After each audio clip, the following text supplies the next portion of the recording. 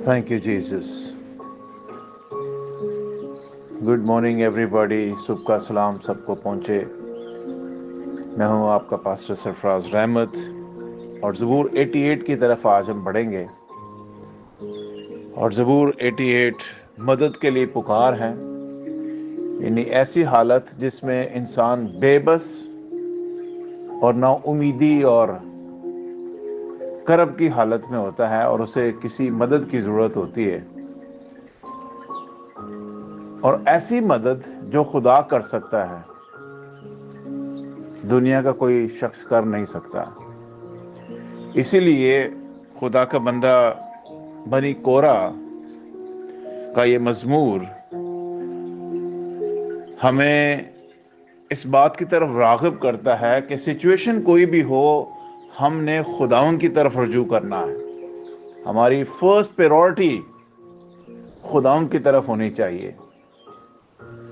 दोस्त, अहबाब, अजीज, चाहने वाले, खैर ख्वाह जो भी हों, वो किसी हद तक मदद कर सकते हैं, लेकिन खुदावंद आपकी हर पैराए में हर सिचुएशन से निकालने की कुदरत भी रखता है और मदद भी कर सकता है।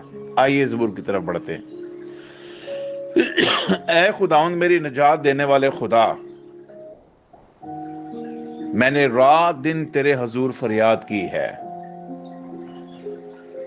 सबसे पहला लफ्ज जो यहां इस आयत में इस्तेमाल हुआ है वो है निजात देने वाले खुदा। इसका मतलब है रिहाई खुदाउन की तरफ से मिलती है। निजात का मतलब है रिहाई, छुटकारा, मखलसी। तो मखलसी, छुटकारा, रिहाई देने वाला सिर्फ खुदा है। तो पहली आयत में ये बिल्कुल साफ कर दिया गया है कि आए खुदाउन मेरी निजात देने वाले खुदा, मेरी रिहाई देने वाले खुदा।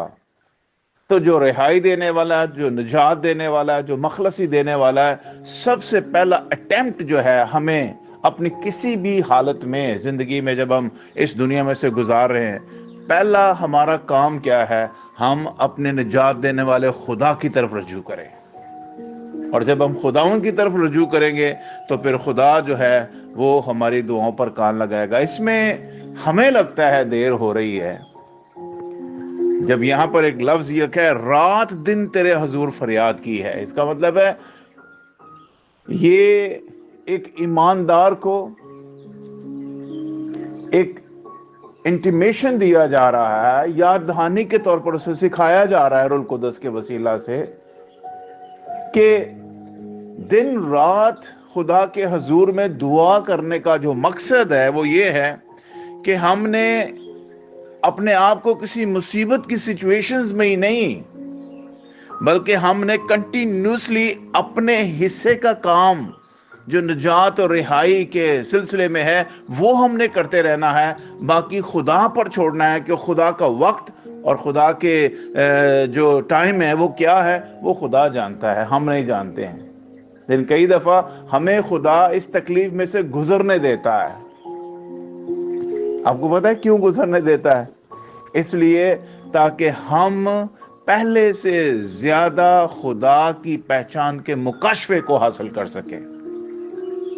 बनी इस्राएल कौम को खुदा ने 400 साल तक कहां रखा था? मिस्र की गुलामी के अंदर।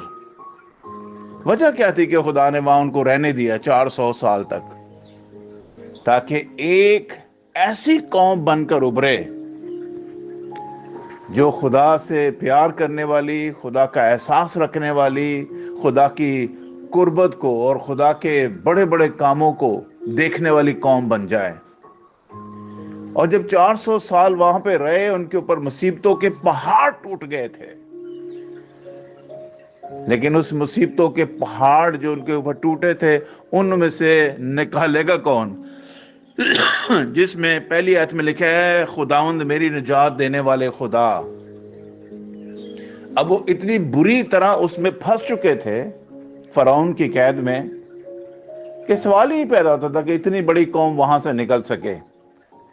दुनिया की तारीख में हमने कभी नहीं देखा कि कोई एक पूरी की पूरी नेशन किसी नेशन में से निकल गई हो। ऐसा हमने कभी नहीं देखा।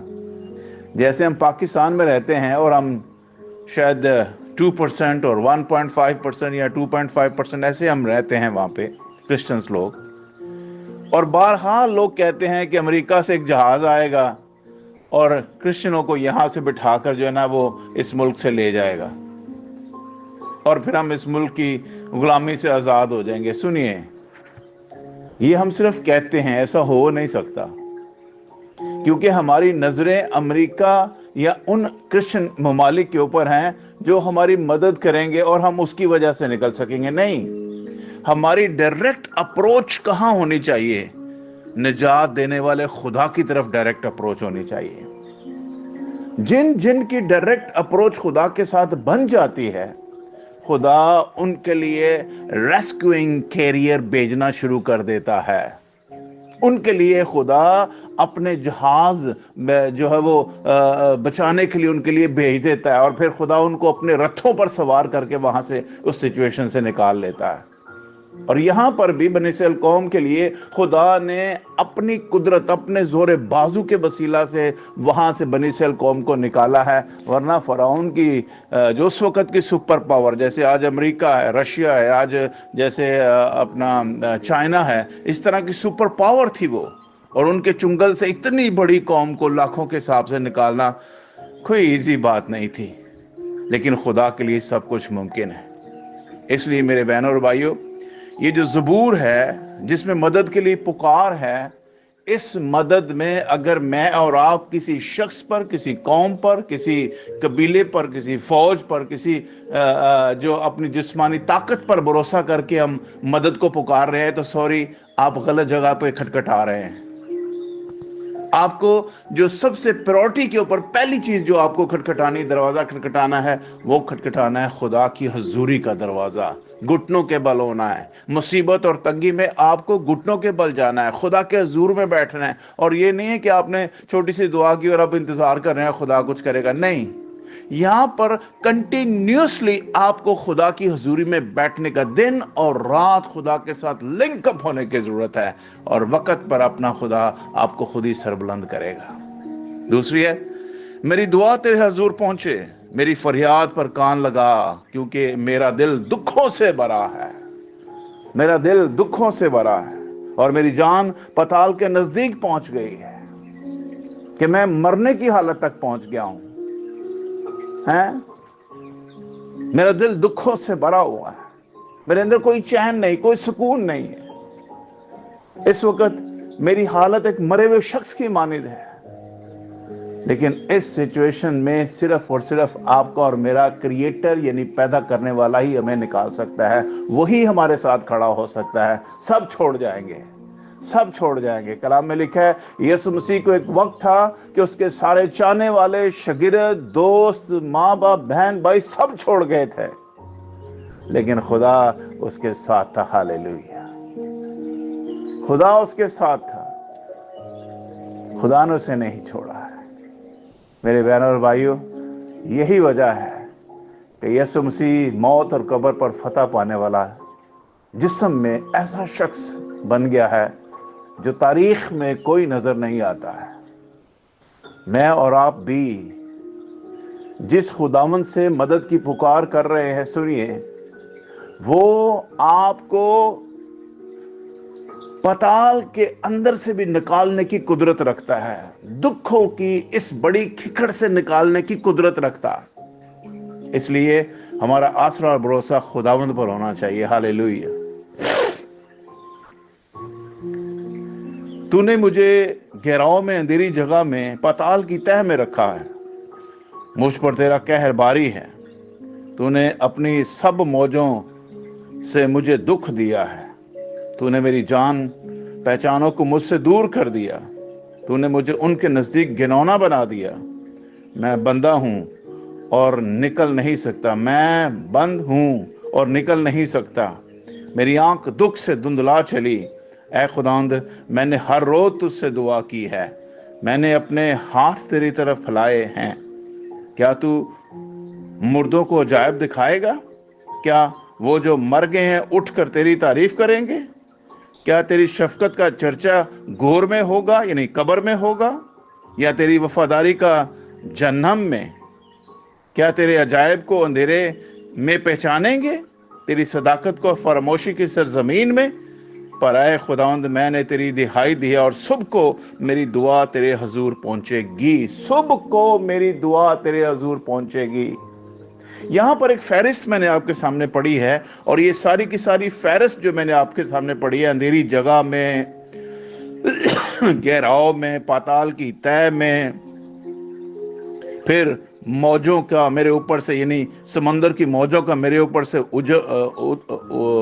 ऊपर से गुजर जाने में, जान पहचानों में मुझे तूने रसवा कर दिया, घिनौना बना दिया।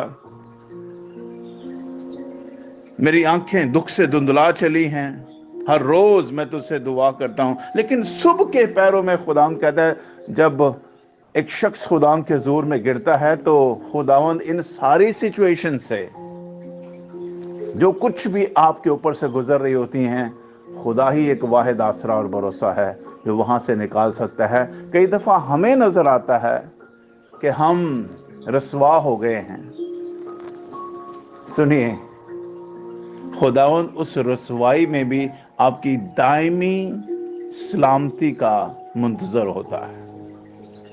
ये जो वक्ती आपको नजर आता है ना, आपको रिश्तेदार, दोस्त, आपके चाहने वाले आपके लिए वो अजनबी हो गए हैं, या आपको देखकर वो घिनौना फील करते हैं कि यार कैसे, जैसे अयूब साबर की तरफ देखें। अयूब साबर जब इस सिचुएशन से निकल रहा था, जो पताल की सिचुएशन है, जबकि उसके जिस्म पर इतने फोड़े और इतनी शिद्दत से बीमारी का अटैक हुआ कि वो अपने जिस्म पर से जो फोड़े होते थे उनको भी ठीकरियों से साफ करता था और फिर उसका मवाद निकाल कर साइड पर रखता। आप अंदाजा करें उसके बदन की क्या हालत होगी, उसके दिल की क्या हालत होगी। सारे रिश्तेदार, जान पहचान वाले छोड़ गए। इवन दो उसकी लास्ट में बीवी ने कहा कि तू क्यों खुदा के हुजूर में कुफर बककर और कुफर कहकर तू भी जो है ना इस खुदा से अलग हो जा। उसने कहा नहीं बीबी, ऐसा नहीं हो सकता। खुदा सुख में हम खुदा करें और दुख में खुदा को भूल जाएं। ये बहुत बड़ी मिसाल है इस ज़बूर की जो हमें खुदावंद में मिलती है, और इस ज़बूर के वसीला से हम खुदावंद की इस बरकत को जान सकते हैं कि दुखों और मुसीबतों की इस कठाली में खुदा हमें गुजरने देता है ताकि हम खुदा की सही कुर्बत के मुकाशफे तक पहुंच सकें। दाऊद ने भी ज़बूर में कहा, अच्छा हुआ मैंने मुसीबत उठाई ताकि तेरे आइन सीख लूं।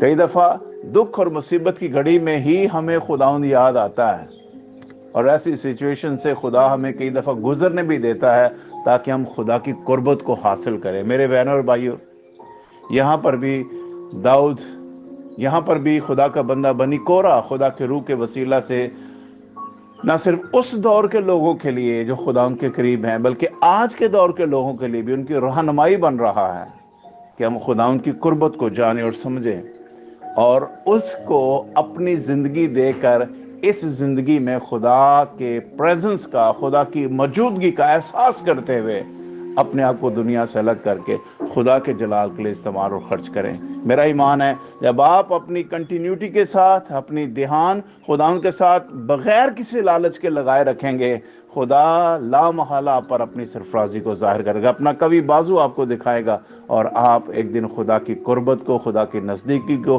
खुदा की प्रेजेंस को पालेंगे। God bless you all. अपना ख्याल रखिए। Bye bye.